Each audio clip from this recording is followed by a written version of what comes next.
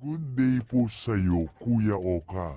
Ako po ay isa sa mga tagapakinig ng iyong horror channel. Gusto ko rin po magbahagi ng sarili ko ng kwento ng kababalaghan. Una po sa lahat, hayaan mo po muna ako magpakilala. Itago mo na lang po ako sa pangalan na Nelson. Nasan 48 years old na po sa panahon na ito. Ako po ay may asawa at isang anak. Ako po ay naninirahan simula noon hanggang sa ngayon dito sa Quezon. Kuya Oka, ilarawan ko lang po ang lugar namin sa Quezon. Marami pong puno ng matataas na niyog. Ang lugar namin, marami po ang nagtutuba sa amin. Dahil isa po yun sa mga kabuhayan dito sa amin, marami din po ang nagko-copra. Ang lugar po na tirahan namin at ng pinsan ko ay magkalapit lang ng 20 meters kaya close po kami ng pinsan ko.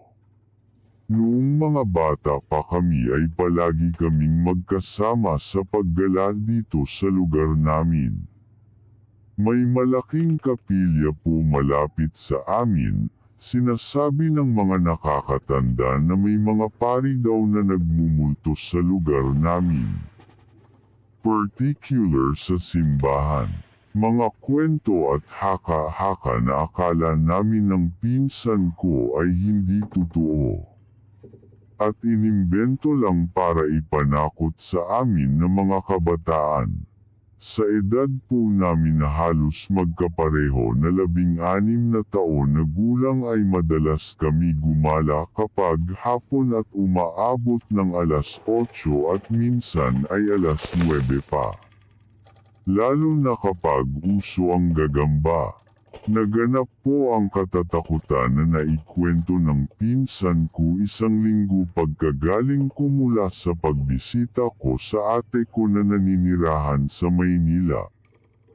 Isang linggo na bakasyon na hindi ko inaasahan sa pagbalik ko ay mayroon na kababalaghan na kwento ang pinsan ko na si Alfred. Ganito po ang kwento niya. Sabi niya sa akin ay gumala siya mag-isa. Dahil sa wala ako ay mag-isa siya na nag-ala sa lugar namin. Napansin niya na maliwanag sa isang parte ng simbahan. Kaya naisipan niya na puntahan at alamin kung ano ang mayroon sa parte ng simbahan na iyon. Bandang alas 8:30 ay wala ng mga bata sa labas maliban sa kanya, kaya nagtataka siya kung bakit maliwanag na animo ay bukas ang mga ilaw sa simbahan. At ayun nga pagdating niya sa parte ng simbahan na maliwanag ay sinipat niya mula sa bintana.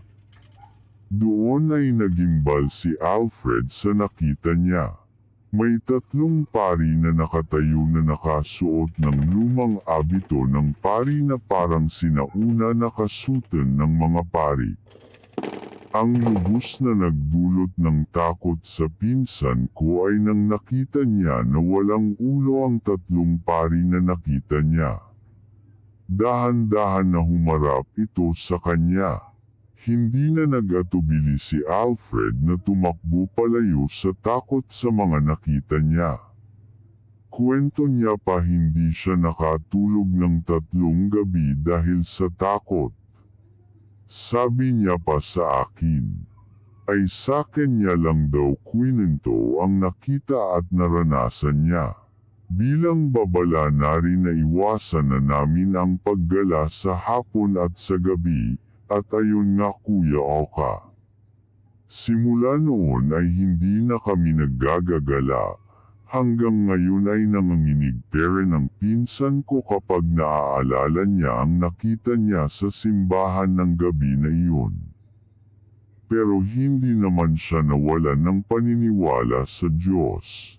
Nagsisimba pa rin siya at nagtitirik ng kandila at ipinagdasal niya na matahimik na ang kaluluwa ng 3 pari na pugot ang ulo na nagpapakita sa simbahan na iyon, Hanggang dito na lang po, Kuya Oka.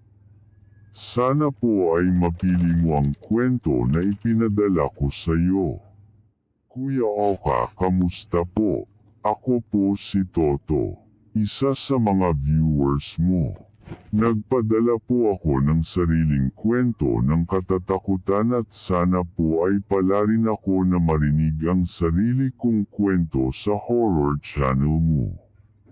Bago po ang lahat, gusto ko po malaman nyo ang background ng pamilya ko. Ako po ay 38 na taong gulang sa mga panahon na ito. May asawa at 2 na anak. Ako po ay mangingisda at ang asawa ko naman po ay kaya sa buhay. Dahil po sa mga lupa at negosyo na namanan niya sa kanyang mga magulang. Pero, bagaman may kaya ang asawa ko ay hindi po ako umaasa sa kanya.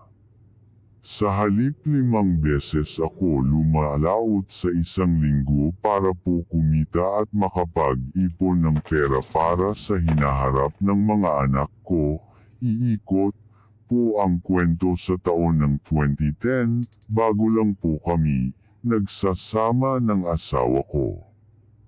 Kaya bumili kami ng mga gamit sa bahay. Isa po sa mga gamit na nabili namin ay ang lumang aparador. Maayos pa po siya bagaman nakikita ang pagka-antig sa disenyo nito.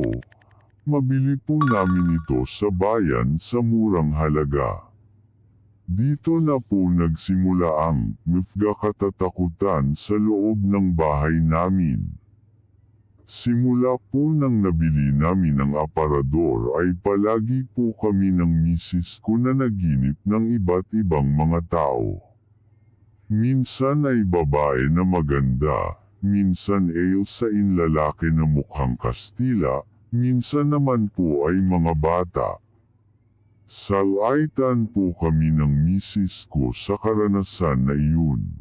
Yung una po ay ayos lang dahil puro pagpapakita sa panaginip ang naranasan namin. Pero di kalaunan po ay nagpapakita na po ang mga ito sa aming mag-asawa sa loob ng aming bahay. Kapag ako lang po ang tao sa bahay ay may pagkakataon na naglalaglagan ang mga gamit kahit wala naman tao na gumagalaw sa mga ito. Kapag ako naman ay nasa laot at ang misis ko lang ang nasa bahay ay ganun din po ang naranasan niya, kaya noong hindi na po namin kinaya ay kumonsulta kami sa isang albularyo. Pagpunta ng albularyo sa bahay namin ay sa bungad pa lang ay may mga nakikita na ito na mga kaluluwa na animo ay mga tao rin na kasama namin ng asawa ko na nakatira sa bahay. Kaya ang ginawa ng albularyo, pinadispatcha ang aparador at ipinayo niya na ipasira ito. Pero bago po yun ay gumawa ito ng orasyon sa loob ng bahay namin upang hindi maiwan ang mga kaluluwa sa aming bahay.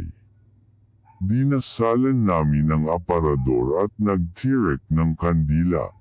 4 na kandila at nagdasal kami ng taemtim bago tuluyang ipagiba ang aparador.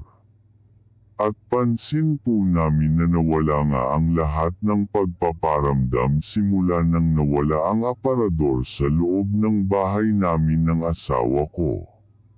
Sana po ay matahimik na ang mga kaluluwa ng magpamilya na nanirahan sa loob ng antik na aparador na nabili namin. Kuya Oka, ayan lang po. Sana po ay mapili at maitampok mo sa channel mo. Salamat po ng marami.